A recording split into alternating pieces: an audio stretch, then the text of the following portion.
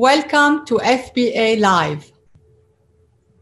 I am Sana Sabbagh, Vice Chairman of the Foreign Policy Association, and it is my pleasure to introduce Dr. Jorge Castañeda, who will deliver this year's Hasib Sabbagh Distinguished Lecture on Diplomacy. Dr. Castañeda served as the Foreign Minister of Mexico from 2000 to 2003. He is the Global Distinguished Professor of Political Science and Latin American Studies at New York University. Dr. Castañeda is a contributing opinion writer for the New York Times, a world-renowned public intellectual, political scientist, and prolific writer. He has authored 15 books. Today, he will speak to us about his latest book, America Through Foreign Eyes. Before we begin, I would also like to thank Dr. Hugh Roome, a director of the Foreign Policy Association, who will engage with Dr. Castañeda in a conversation following Dr. Castañeda's remarks.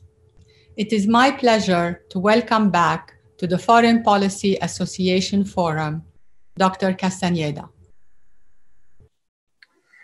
Thank you, and thank you also, Hugh, for participating in this meeting. I'm very grateful to the Foreign Policy Association for having invited me to participate and to give this lecture.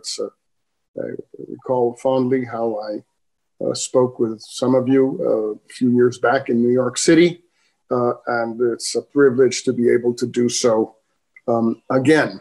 So I will limit my comments to my book, America Through Foreign Eyes, which is a view of the United States from abroad, my own mainly, of course, but also what many foreign authors have said about the United States over the years, including going back to the late 18th century, before Tocqueville and Dickens and others. I will limit my remarks to this for now, and then during our discussion, hopefully we can address the issues in the book, but also whatever other current affairs issues of foreign policy that you might be interested, particularly regarding the first days of the Biden administration, the situation in Mexico, and the situation in US-Mexican relations as the Biden administration moves forward. I tried to set the book up in a way which would make it perhaps more attractive, more readable, by combining what people have said over the last couple of hundred years about the United States from abroad with my own reflections, my own thoughts about the United States, with a few differences with other books more recently perhaps that have been published by foreigners about the United States.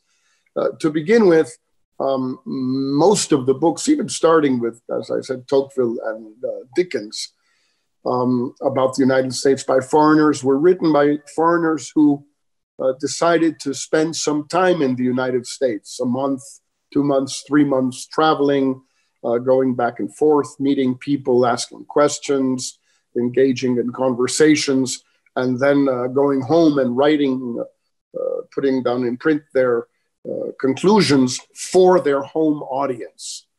This book is a bit different, not only because it's obviously not of the importance or quality of authors who have preceded me, but also because it is not addressed at a home audience. I did not write this book in Spanish for Mexican and Latin American readers. I wrote it in English for American readers. And secondly, because for better or for worse, my reflections in the book are not based on a month or 2 or 3 or a year spent in the United States, learning about the United States, as so many my predecessors have, but it is a book based on now well over half a century of engaging with Americans while I lived in the United States, while I've traveled in the United States, lectured, taught in the United States, worked in the United States. In other words, it is the product of an experience with the United States by a foreigner, unquestionably, but still one who has engaged Americans for many, many years, and engaged Americans from all walks of life. Students, teachers, government people, civil society activists, just friends, men and women in the street, what have you. So this is an initial reflection about this book. Secondly, I would say it's not an admirative or critical book. It's a book which includes very many highly respectful and admirative passages about the United States, and some very critical ones. I'd like to perhaps very quickly summarize a couple of the first and a couple of the second, and perhaps leave the rest for our discussion. When I reflected and read what many people had written about the United States from the very beginning until as recently as a couple of years ago, foreigners, American uniformity, American monotony, an America where everything looks always the same, came across as one of the defining characteristics of foreigners' reflections about the United States. And I thought it was interesting to try and delve into this, and that's what I did. Coming up with an explanation for this, which is not original. A lot of people have come up with it before, but I tried to sort of put it in very clear and frank terms. America, going back, as I said, to Tocqueville, at least, to Dickens, before Tocqueville, has looked very similar, has looked all the same to foreigners, because it was, from the very beginning, a middle-class society, except for all of those, of course, who were not part of it. Native Americans, the enslaved African-American peoples, the immigrants who were recently arriving or becoming part of the United States over time, for a while, women, and in general, all of those who were outside that middle-class society. But inside that middle-class society, those who were there, mainly for a long time, white Anglo-Saxon males, were all the same. They tended to wear similar clothes, live in similar abodes, and live in relatively similar circumstances.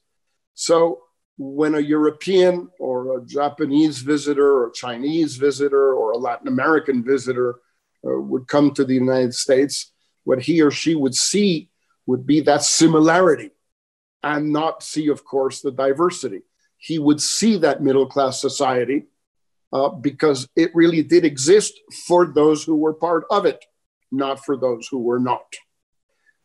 This also made it possible of being a middle-class society and continue to being one into the 1980s, the early 80s.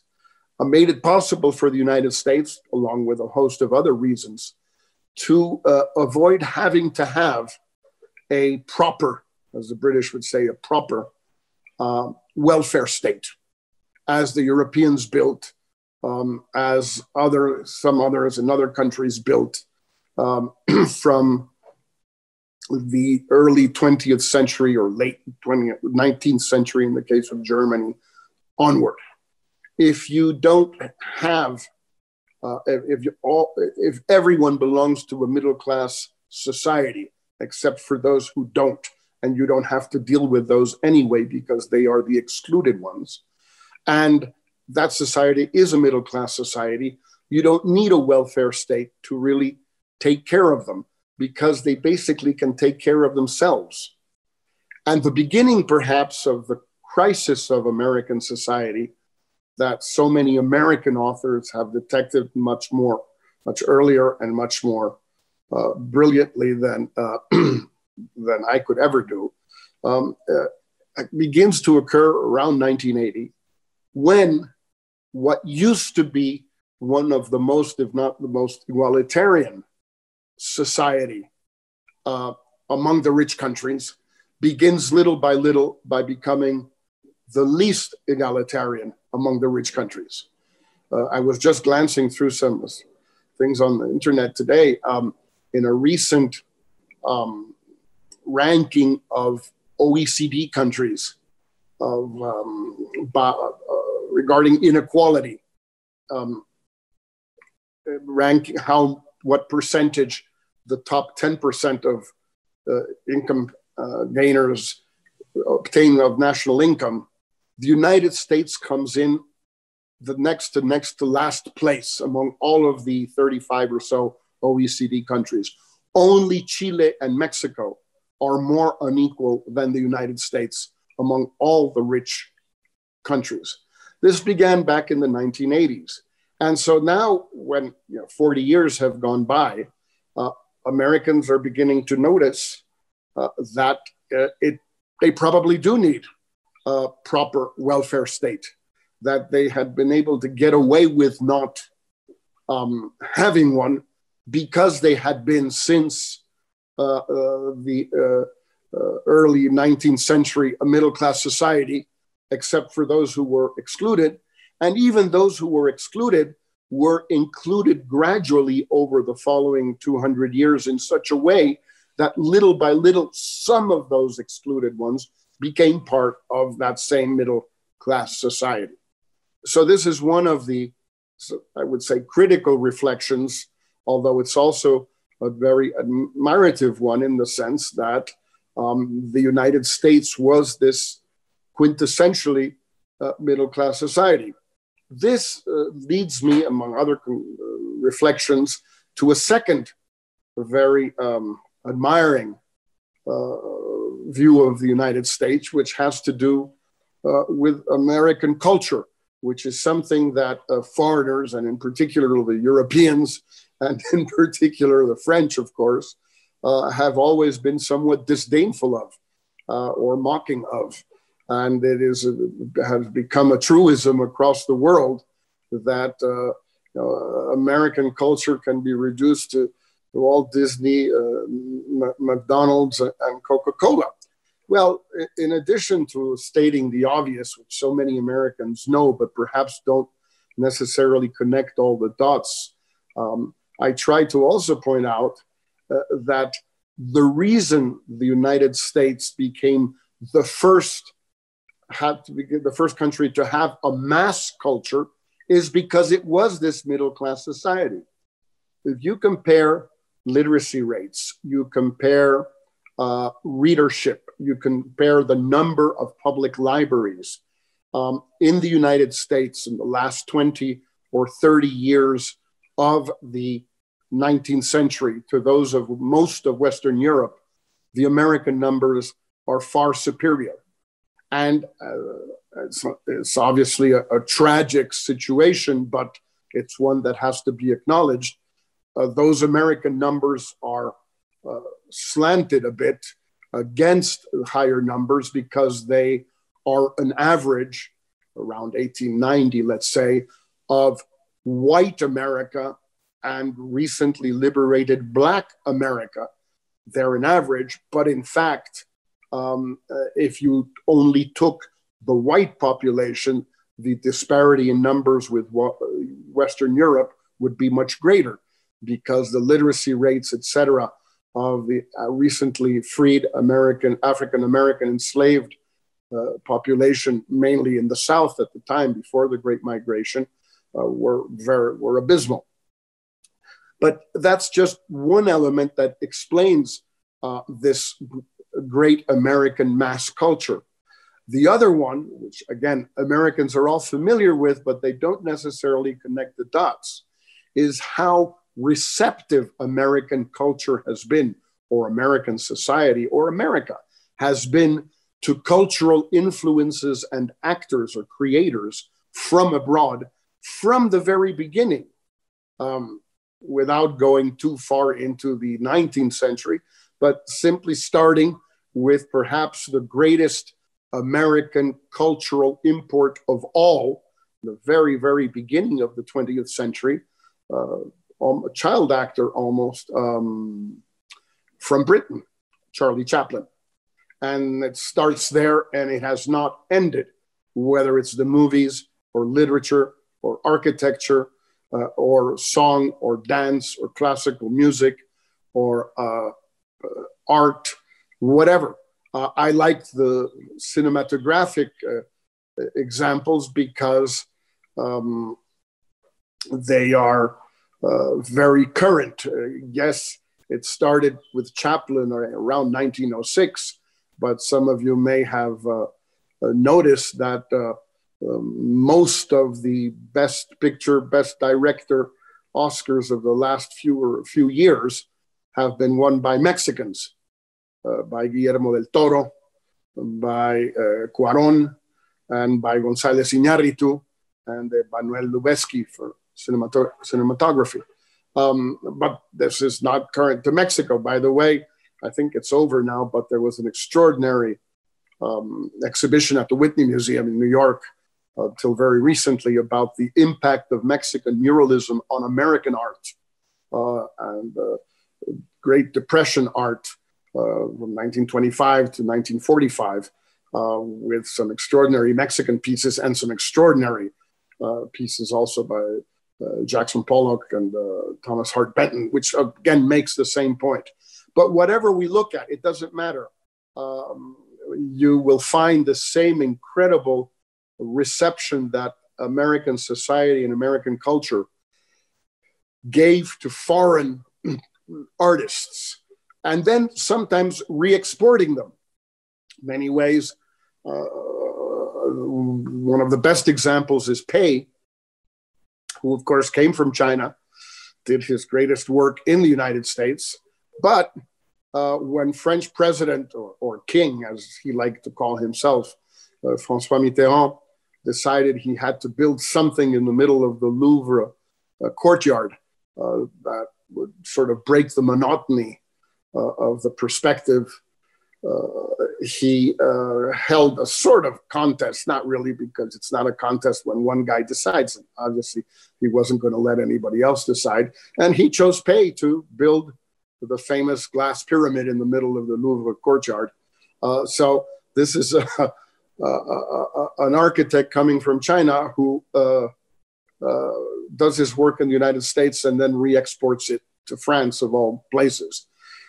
So this is another second sort of very admiring part of this book that I have regarding American culture and its incredible vitality, its incredible porousness and openness to the rest of the world, for whatever reasons. Some of them were political refugees, of course, especially Jews during World War II or in the period preceding it. But many, of course, were not, as I mentioned, the Mexican filmmakers today. Where I become a little more critical, and I'll concentrate on two of these aspects rapidly, is on the American political system today, and on what I call the Four Unforgivables. The political system, I'm not saying anything original. I wrote this before, of course, the 2020 elections, before the book was published in July. So obviously it was hard. I didn't even try to guess what was going to happen, but we knew enough from even before then to understand that the American electoral system, political system, is increasingly dysfunctional. It's dysfunctional in many ways and for many reasons, but it has become dysfunctional. In what ways is it? Well, it is dysfunctional, or has been until now, in the sense that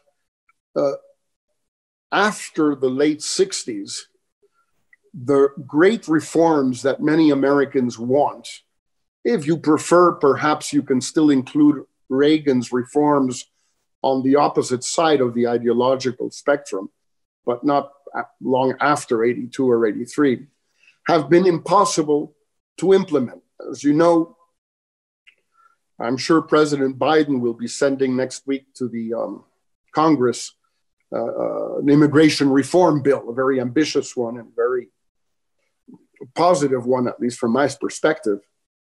Well, this will be the fourth or fifth time since the year 2000 that two or three or four American presidents, depending how you want to judge Trump, have tried to get immigration reform done one way or another in the Congress, and it has been impossible.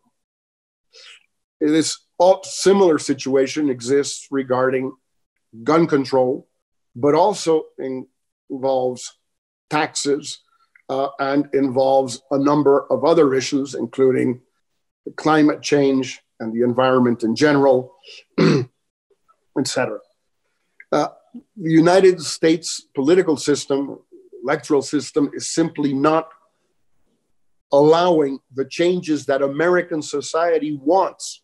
Because if you look at the polls on almost all of these issues, there are significant majorities in favor of many of these reforms that have been stymied now, at least, as I say, since the late 60s.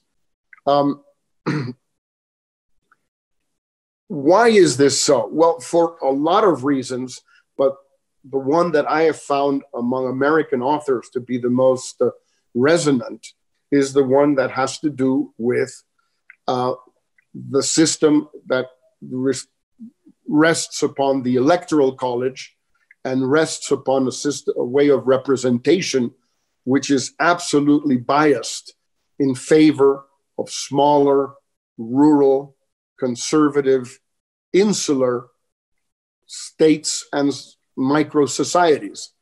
And that makes it practically impossible for the majority of the country to move in that direction. But what has also happened, of course, is that this was a system that was set up at the end of the 18th century with the Electoral College and other characteristics for that predominantly white, male, Anglo-Saxon middle-class society. Except the United States today is not that anymore. You, I'm sure, saw how in November's election, something like 30% of the actual voters, not inhabitants and not registered voters, but people who actually voted, around 30% were either African American, Latino, or Asian American, or Native American. And they all voted overwhelmingly, as they have for the past 30 years, for the Democratic candidate for the presidency. Whether it was a little bit more or a little bit less in one case or another, it can be argued over endlessly. But when you have a society like that, you can't have the constraints that were built in back in the 1780s to make sure that the slave-owning states were guaranteed representation, even if they didn't have enough white inhabitants for that to happen. Let me go on to my last critical point, which has to do with, I call the Four Unforgivables. I'll simply sum them up because we can come back to them. The first, and I call them unforgivables because I feel I don't approach them from a moral point of view, although I, of course, have my own moral views about them, but I approach them more from the sense of how this is what is left really of American exceptionality. This is what makes America, unfortunately, exceptional today among the rich countries, and they are incomprehensible and unforgivable. The death penalty, the Second Amendment, intelligent design, and mass incarceration. These are four blemishes on American society today. And I am sorry to see that they continue to be present. I know that they are diminishing in impact, particularly the death penalty, and even mass incarceration, while still incredibly higher than any other rich country in the world, and than most poor countries also, is on the decline. It is still very, very high. And this is what makes the United States today different from the other rich countries, and which I also feel, for myself at least, that it's also so difficult to understand and so difficult to countenance. But Hugh, if it's okay with you, I'll stop here so we can talk about these issues or other issues in the book, or whatever issues you or the audience would like to talk about. And again, thank you very, very much for giving me this opportunity to share these reflections from my book with all of you. Wonderful. Thank you so very much. Jorge, we'll have a series. I'll try to ask some questions quickly, starting with things that emanate from your conversation just now, from the book, and then toward the end, we would all like to hear from you of your opinion of what may happen, particularly in Mexico-U.S. relations under the Biden regime, and Biden working with President Lopez Obrador, who, let us not forget, joined Vladimir Putin in being among the very last heads of state to congratulate Joseph Biden on the election. And hence, we look to a period of probable friction, I should say. Let me hold up the book again one more time for everybody that's there. Is that visible? It's visible. Okay, okay, great. And so the title is America Through Foreign Eyes, published by Oxford University Press. And a couple of overall comments. I recommend it to the people who are here joining the Foreign Policy Association this evening. It's an extraordinary book in that Jorge, having lived here for so many years, and having analyzed in several of his books, Mexico in detail, decided to take on this not easy task of reflecting on the United States, but doing it in a scholarly way and reflecting on almost every aspect of American history. And I promise you, to any of the readers, that you're going to learn things about the United States you didn't know. Early on in the book, reinforcing Jorge's point about who was allowed to vote for the first couple of hundred years in America. John Adams won the presidency with 35,000 votes. That's the total number of votes he got, and they were Caucasian male landowners. And so it goes from there as Jorge very systematically traces who is allowed to vote and at what points. Jorge, what I'd like to do is jump in and ask you questions related to the book and answer it at whatever length you'd like, but we'll try to keep the pace up because there's much to talk about. And I think it'll be a little bit of a pastiche. I'll bounce around a little bit subject to subject. One, I'll talk about a couple of presidents. You mentioned in describing the American character that, you know, we, with the unpardonables, unforgivables, as you described them, that's very part of our reality. You also discuss our sense of humor and its difference from other parts of the world. Also, its trace in represented, underappreciated populations, recent immigrants, minorities oppressed in various ways. But one of the examples you give is the White House Correspondents' Dinner and how that reflects our society. Well, Hugh, I mean, I have an enormous amount of not just respect or admiration for Americans' self-deprecating sense of humor. It is, I think, truly exceptional at least with the countries I'm familiar with, and of course I'm not familiar with all countries, but I think it's very, very exceptional. I try and give a bunch of examples of different currents of American humor in different moments, trying to show the link between the individual self-deprecatory sense of humor that individual Americans have, but also how the great comedians, the great humorists in the United States applied that same self-deprecatory sense of humor to the United States itself in an introspection which perhaps the United States lacked in other areas, but didn't lack there.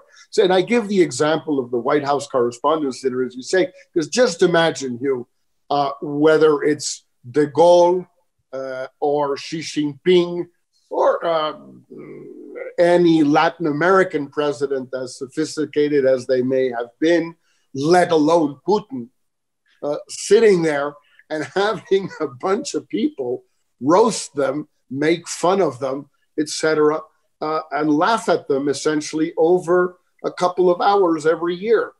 It is something that you will never see elsewhere. And I think that is something to be extraordinarily proud of.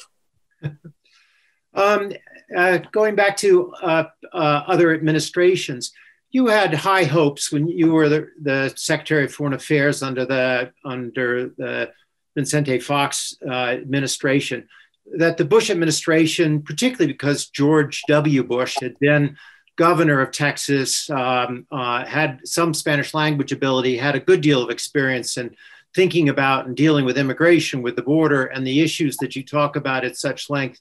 It didn't happen. If you can tell about that for a minute, 9/11 and what we missed in that moment.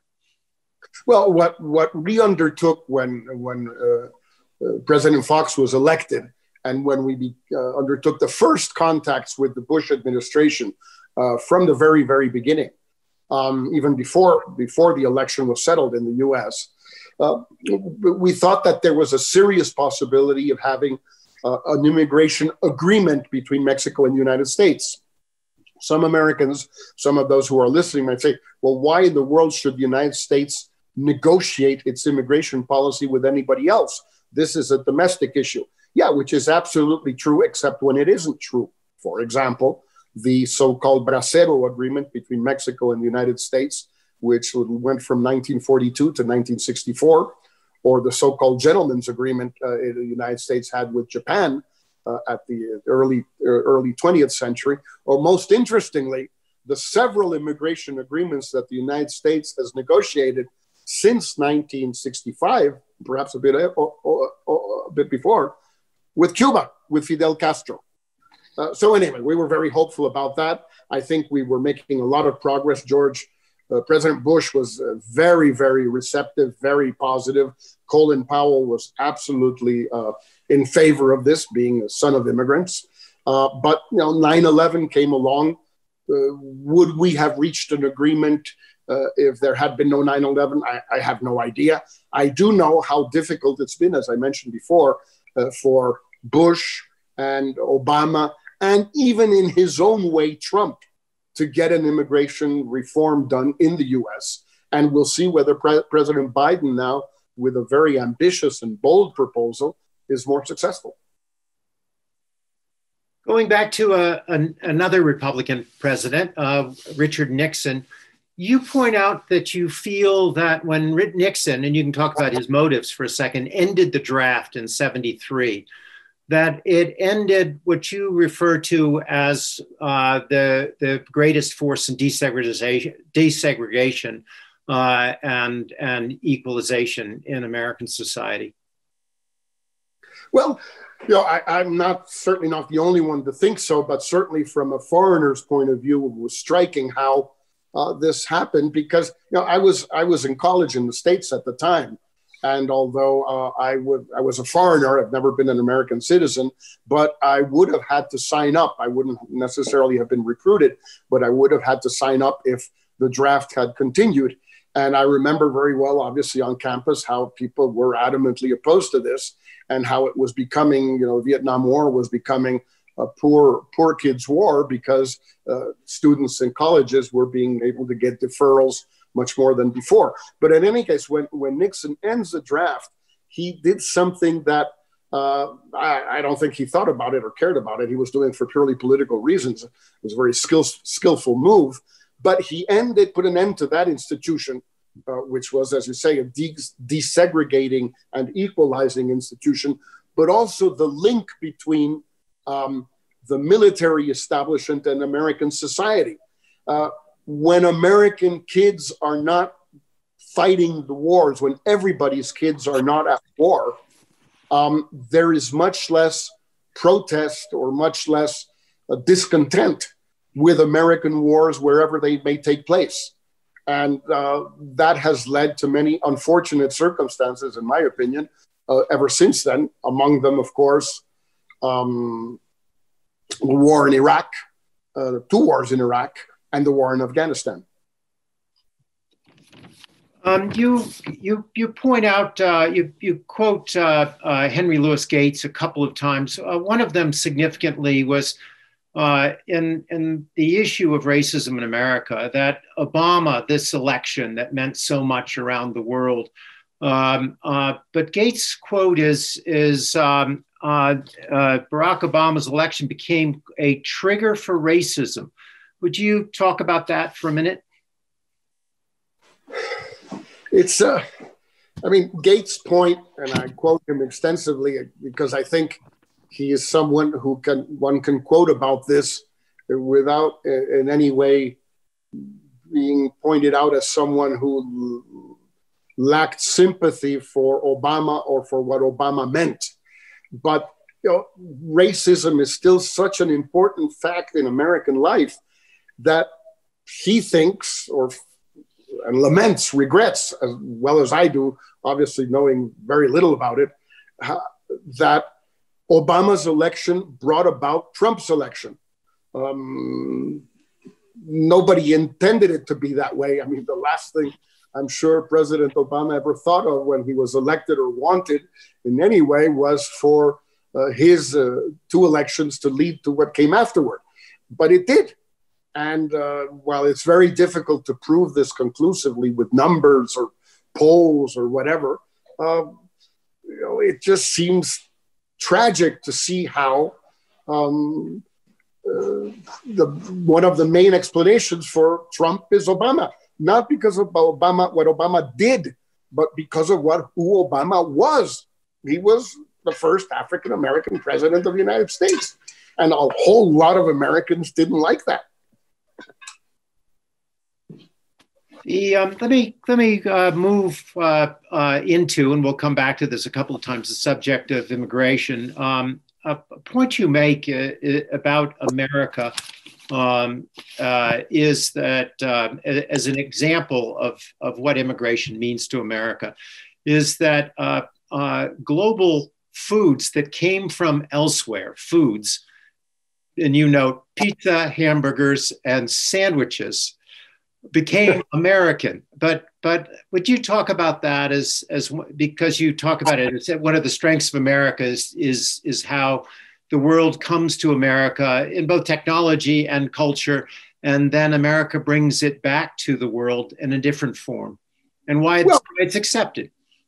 It's an anecdote, but it's an interesting one. If you look at some of America's favorite exports to the world are hamburgers, which come from Hamburg, frankfurters that come from Frankfurt, sandwiches that come from England, pizza that comes from Italy, and now probably soon, and in some countries already, tacos that come from Mexico, but that are eaten mainly in their Americanized form, which is also, fine. You can like Napolitan pizza more than Broadway pizza, and you can like Mexican tacos more than Tex-Mex tacos, but that's a question of taste. I think, it's not just American receptivity to culture from abroad.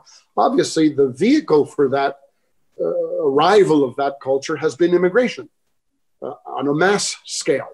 And it continues to be, and it gives the United States an enormous advantage over the countries of Western Europe and Japan and China, that this United States population is significantly younger than that of all of these countries and will continue to be much, much younger as long as immigration continues. And it is continuing, I think, all for the better, and despite Donald Trump.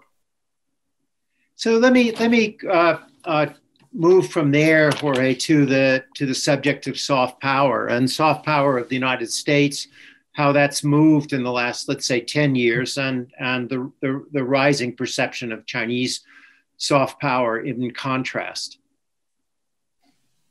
Well, to begin with, I mean, there is English, and it will be a long, long, long, long time before Mandarin becomes, if it ever does, what is now the universal language of the world, which is English. That's just for starters. And then there is everything else, from Hollywood to literature to fashion to American universities. There are several 100,000 Chinese students in American universities, and there are very, very few American students in Chinese universities. And that's going to remain that way for all sorts of reasons. The school I teach at, and that you also taught at, Hugh, NYU, has had, I wouldn't say insurmountable difficulties, but real difficulties with its Shanghai campus. It's not easy to do. I think Yale also opened the campus in Shanghai and had to shut it down. And we could go on like, in other words, I try to point out in the book that China is still way behind the United States economically, militarily, technologically, etc. But the area where it is furthest behind is American soft power, which includes everything I mentioned, but which is much more than that. That's what I try to call, along with many French authors and others, American civilization. Jorge, would you talk a little about your mom, your mother immigrating to Mexico in '39, but the fact that her parents were killed by the Nazis, and you talk about her story briefly, but in the context of her compassion for any oppressed people and how that translates into anti-immigration, anti-minority sentiments. Well, I try to tell a little bit of the story of my mother, who, when she was studying in Brussels at the University of Brussels, she met her first husband, also Jewish, also from Eastern Europe, and they were hired by a Mexican beer company, not the one that makes Corona, the one that makes the other ones, Sol and Tecate, etc. And they went to live in Monterrey in northern Mexico. Well, subsequently, she got very much in touch. She had been very much in touch with a very universal group of people in Brussels at the time. And then in Mexico, this was during World War II, just before World War II, a lot of immigrants or refugees came from Eastern Europe, from Latin America, other Latin American countries, even from the United States, came to live in Mexico, fleeing different dictatorships or policies that they disagreed with. And she became incredibly sensitive to these issues of race and anti-Semitism, though she was not a Zionist by any stretch of the imagination. She always had differences with her sister, who emigrated to Palestine and whose daughter continues to live, of course, in Israel. But she was very sensitive to all of that. And in a sense, she transferred that sensitivity to me and to my brother and my sister, not so much that we had any particular sensitivity to these issues, but we got that sensitivity through her. And that's what I think allowed me to at least understand the importance, the absolute enormous weight of slavery and racism in the United States, which most foreigners, Americans do, of course, but most white middle-class foreigners perhaps are not terribly sensitive to. I thank her very much for having given me those tools to understand my own society and others also. With that, I'll go back in your past a second. But one of the notes about you that I came across was that in 1981 you were tagged by the security forces, the DFS, the federal security forces, as a possibly dangerous radical, even though your father was in the government. How did that play out, and how did you get out from under that cloud? Well, first of all, I was protected, of course, by the fact that my father was foreign minister, which is probably what made me interesting to the Mexican security forces in the first place. I was 28 years old at the time, and I don't think they would have cared too much about me anyway if it were not for that fact. But that fact also protected me.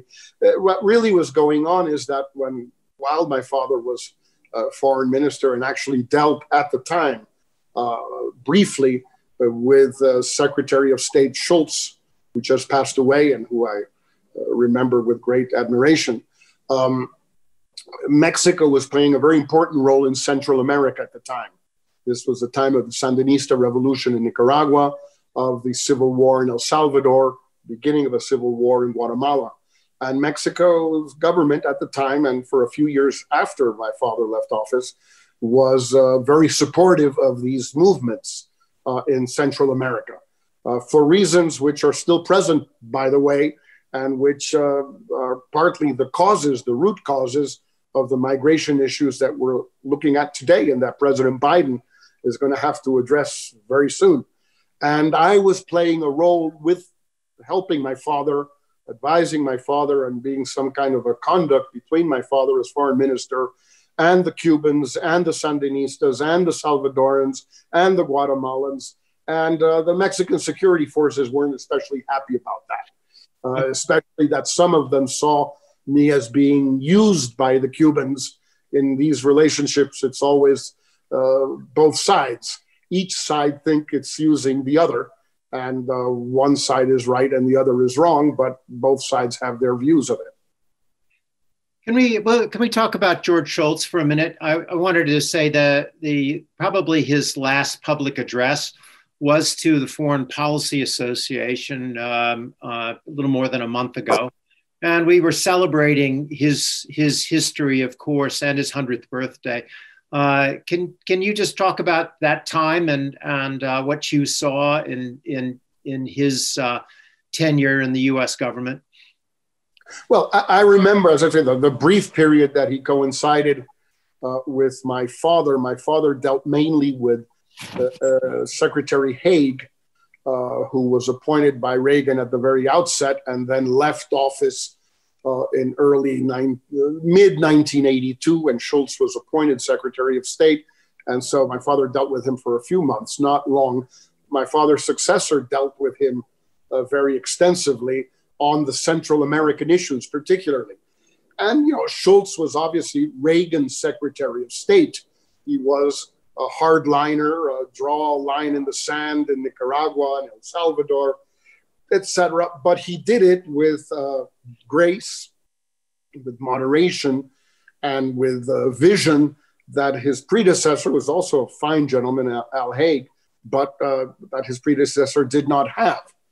And this eventually made it possible. It took a long time. This began in '82, and the main peace agreements in Central America date to the late 1980s. But Shultz, in a sense, laid the groundwork, perhaps, and helped in many ways to control the more radical elements in the Reagan administration at the time. Gentlemen who are still active today and very intelligent and very capable, like Elliot Abrams and a few others. And then at the end of his life, Shultz got involved in a Mexican issue, not just a Mexican issue, and did so in a very visionary and important way, which was in the struggle for the legalization of marijuana, which is not something you would normally expect a guy like George Shultz to be that enthusiastic about. But he was, and he was very active. He cooperated on these issues with several Mexican friends of his, particularly former finance minister Pedro Aspe, who I also worked with on these issues of marijuana legalization. So I've always been a big fan of Shultz's, mainly for this reason, but for others also, as a real man of state. I wouldn't say statesman, but rather man of state. One of the topics that you cover in the book, obviously, is the perception of American imperialism. If I can paraphrase a bit, your point of view is most of the world sees American practices as imperialistic in many instances, and we don't happen to. So to us, the expression is generally anathema. But as you point out, you and your colleagues have documented some 40 interventions in Latin America, and then you trace back to the Monroe Doctrine as an example. But can you speak to that a minute, our own perceptions of that issue, as well as the world's perceptions? Well, I try to go through the notion of American exceptionalism, not only in foreign policy, but also in areas where many foreign students of the United States and American scholars also have found less exceptionalism. For example, the United States as a free market economy where the state never had much of a role, except when it did, which was extensively from the early 19th century onward. The state was involved in the United States in many of the most important technological, infrastructural, and social advances that the United States lived through the entire 19th century and most of the 20th century, as recently as the World Wide Web 30 years ago. And we could go on, so many other examples. But as far as foreign policy is concerned, I simply make the case that many American historians have made and foreign historians, which is that if you actually look at US foreign policy from the early 19th century onward, it's not that different from others, except for the legal colonial aspect.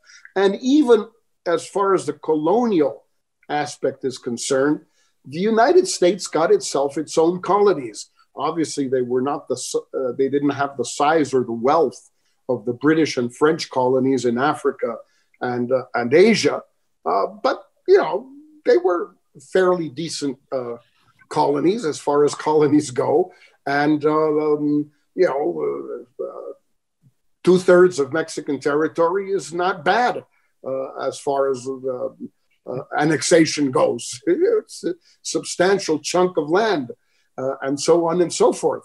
These are not new things, but I think it was worth sort of, again, tying the dots together to try and show Americans that what some foreigners think about American exceptionalism is not totally absurd. I'm going to turn to the academic world just for a minute. One question is, you're widely identified as a public intellectual. I think that everyone in this audience is going to see a good deal of you because you are the primary commentator on Mexican-American relations for the New York Times editorial board, you're a CNN, Newsweek. So in regard to being a public intellectual, if you can talk about what that means to you personally and what are the principles that guide you as you are asked to opine on innumerable things. Well, it's a complicated place to occupy, Hugh, because in a country like Mexico, with how close it is to the United States and vice versa, what the few Mexicans who have a voice in the United States say is often taken too seriously by Mexican government officials of the right or of the left. I knew this myself when I was in government, and I was on the other side of the bar, so to speak. I was serving, not drinking, it's a Mexican expression.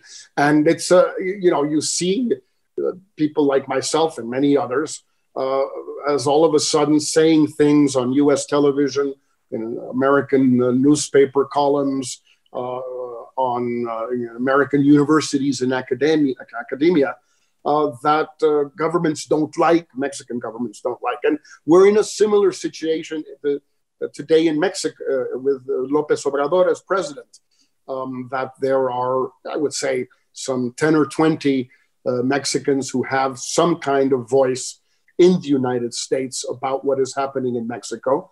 And almost all of those voices are critical of the current government, critical of its authoritarian drift, critical of its very nostalgic, statist, autarkic points of view.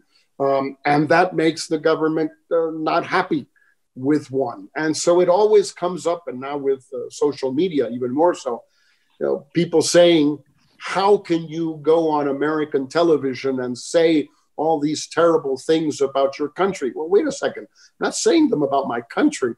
I'm saying them about the government we have. Now, this is a democratically elected government, no question about it. It's not a dictatorship. It was democratically elected. It had a mandate, etc. But I don't happen to agree with it.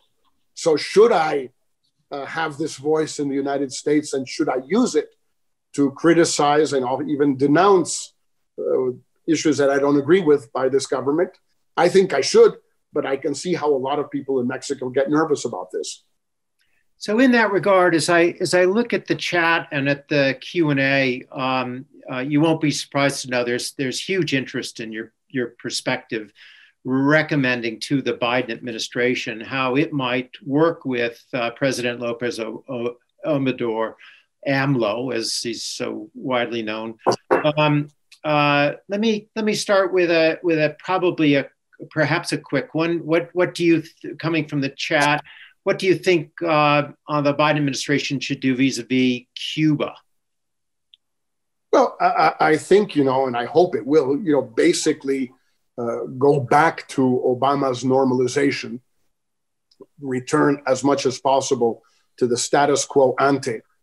But if not with conditions, but trying to engage the Cubans more actively, more energetically than Obama did on two aspects. One is democracy and human rights and respect for human rights in Cuba, not necessarily conditioning the renormalization to that, but to engage in a discussion with them on these issues, which is not easy with the Cubans. They don't like that stuff.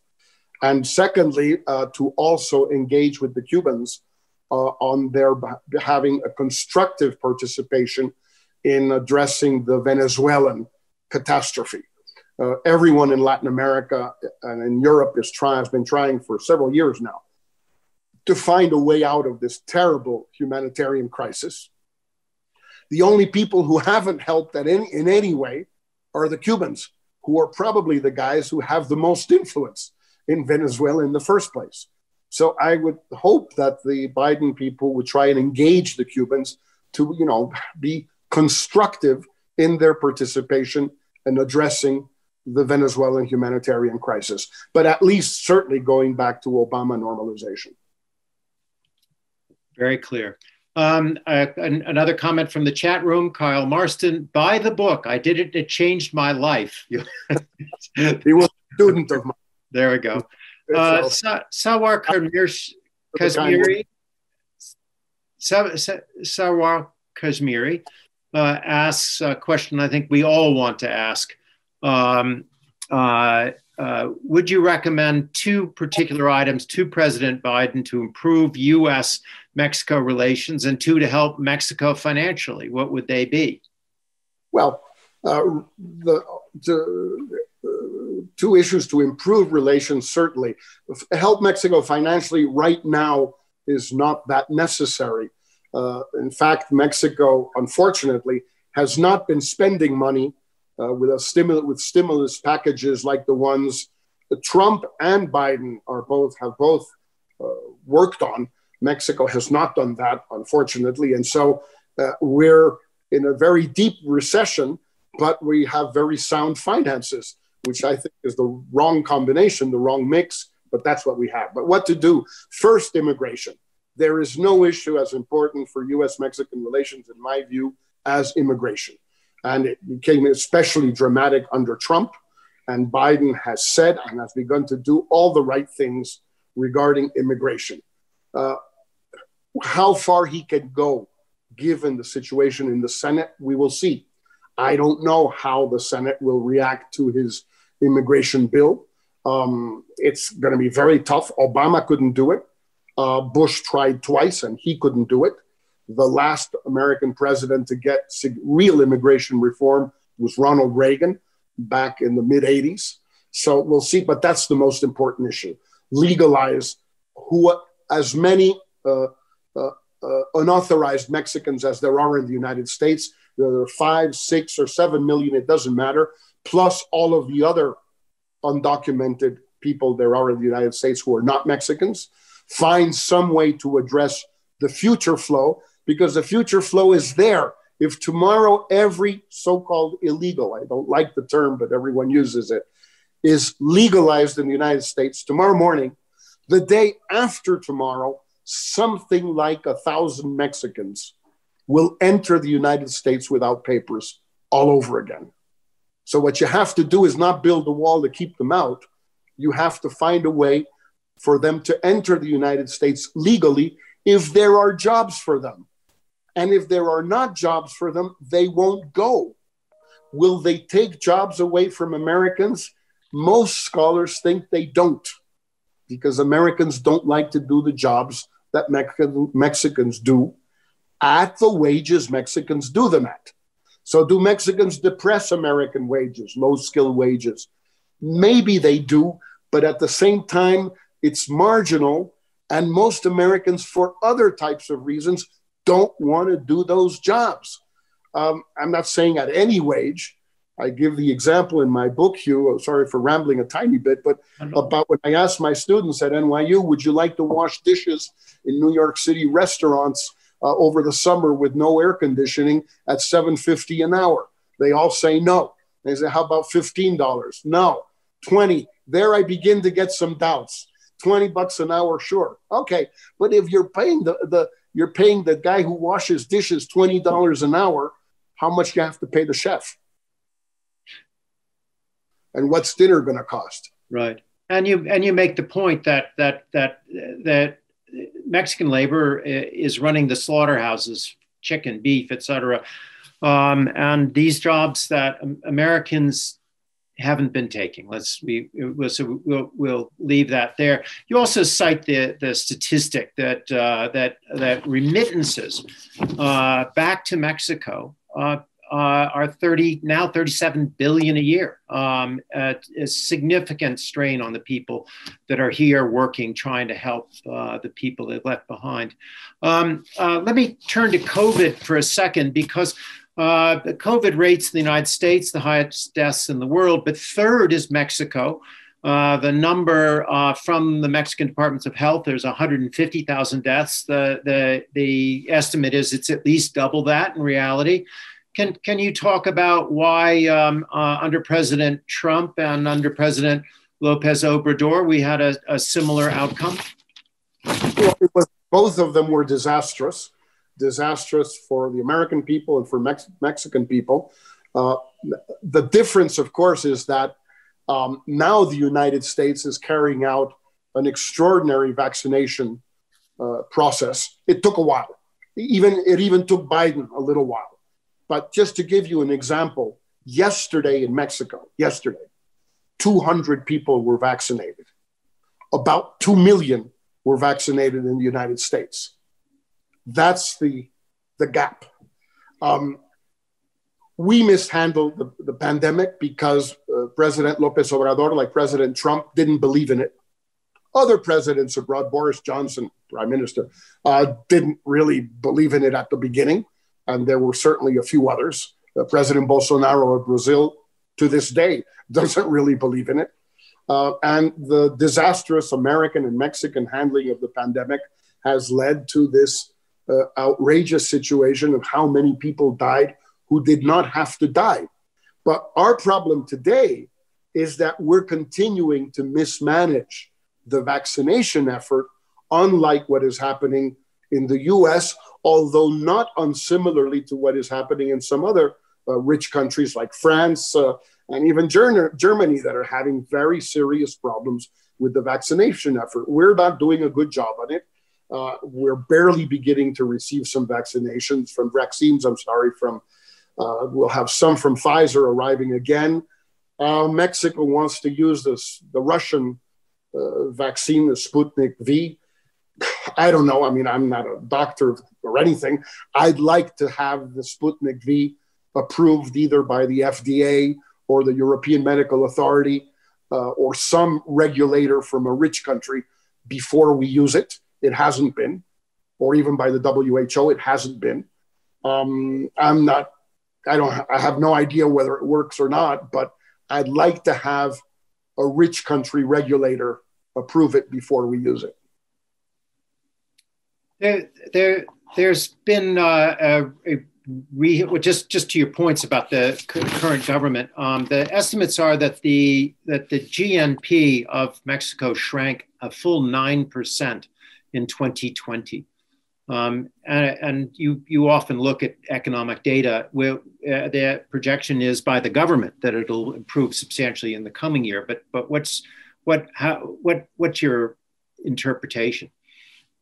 Well, we had no stimulus package, unlike practically every other big country in the world, and so our performance was worse than most others in two ways. One, we shrank more than other countries, but two, even those countries that shrank, whose economy shrank like ours, let's say France and Italy, for example, protected their people by giving them money or paying their salaries or helping their business. We didn't do that either. So our economy shrank almost 3 times as much as the US economy did, which is the economy we are linked to. In other words, we also shrank, by the way, twice as much as the Brazilian economy.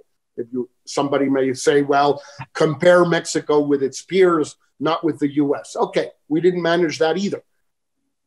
But we didn't protect our people. So we have a small budget deficit, but we have millions of people out of jobs with no unemployment insurance. There is no unemployment insurance in Mexico. It doesn't exist. So think of that for a second. Will we recover this year as quickly as the government says? Probably not. There's an automatic rebound.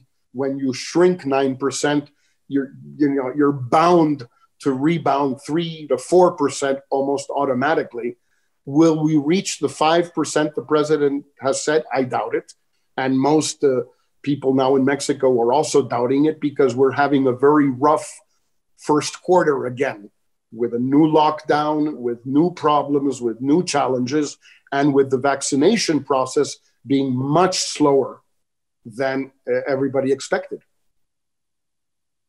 When the Biden administration looks to name the next ambassador to Mexico, can you comment on Christopher Landau, who was the ambassador during the Trump administration, now stepping down, and who is what are the characteristics that might be most helpful to both nations under the Biden administration? Well, Ambassador Landau, who I didn't know, I met him just once. I did know his father quite well.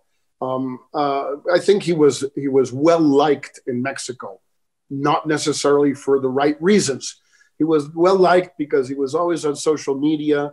He was eating Mexican food and visiting all the hot tourist spots and saying very nice things about Mexico in general terms, not necessarily on substance, but he made a point of tweeting every day pictures of himself at this beach or at that hotel or at this market. and being in general very, very courteous and very nice. On substance, he was Donald Trump's ambassador, meaning he was the immigration ambassador, meaning, you know, keep the Central Americans out, you Mexicans, and you can do whatever else you want. We don't care. We've got 3 issues on our agenda with you: immigration, immigration, and immigration. So you keep the Central Americans out, and the rest, we don't care. He was that ambassador. That's what a president, his boss, wanted him to do. You know, you do in that job, you do what you're told. And if you don't do what you're told, you lose your job. I think the new ambassador, whoever President Biden decides to choose, should have 2 important characteristics. He or she should have good Washington connections, know the Washington bureaucratic machinery, establishment, how to navigate the State Department, the NSC, Homeland Security, USTR, the Treasury, all of these people, because the Mexican relationship with the US is a very multifaceted one. And it's very multifaceted now more than ever because of the border, because of immigration, because of security, because of USMCA. I mean, we could go on endlessly. So it has to be an experienced Washington insider. That's, I think, and who also has close links with his boss, who at the end of the day is more the Secretary of State than the president. The president, you know, President Biden will talk to the new ambassador once every 3 or 4 months, and that's it. The everyday stuff is much more, you need somebody like the Secretary of State or the National Security Advisor. That's the first one. And the second one is to understand, the ambassador has to understand, I think, that no matter how nice he wants to be and get along with the Mexican government, because it's a democratically elected government, it's what there is. That's it. You got to get along with these guys because these are the guys who are there. But this is a very polarized society, very divided society, where the Mexican ambassador has to also be in touch with people in civil society, in the opposition, in the universities, in the business community that are not pro-AMLO. In other words, the new ambassador should not go native. All ambassadors tend to go native. That's what they do. It's inevitable. But there are limits. And I think the new ambassador should be very open to receiving points of view and hearing points of view from sectors of Mexican society that are even radically opposed to López Obrador. Well, on that note, I'm terribly sorry to say that I think we have to take a break. It's been wonderful to hear from you. Again, to the audience, we've talked about America through foreign eyes. It's available virtually overnight from Amazon, or if you've got a bookstore open, go to them. But to all of you who are listening, we'll hear a lot more from Jorge in the weeks to come as he helps define the relationship in an improved way, I think, between our 2 countries. And because of the definition you've given to a foreign perception of America and its history. So with that, I really, more than anything, want to thank now Jorge for his time and interest, and for the Foreign Policy Association, who enables us to have a lecture series such as this, and to bring an interesting, important perspective on the world, our country, and our country's role in it, as is the mission of the Foreign Policy Association for over 100 years. So with that, I bid you all good evening, and thank you so much. Good night now. Good night. Thank you, Hugh, and thank you all.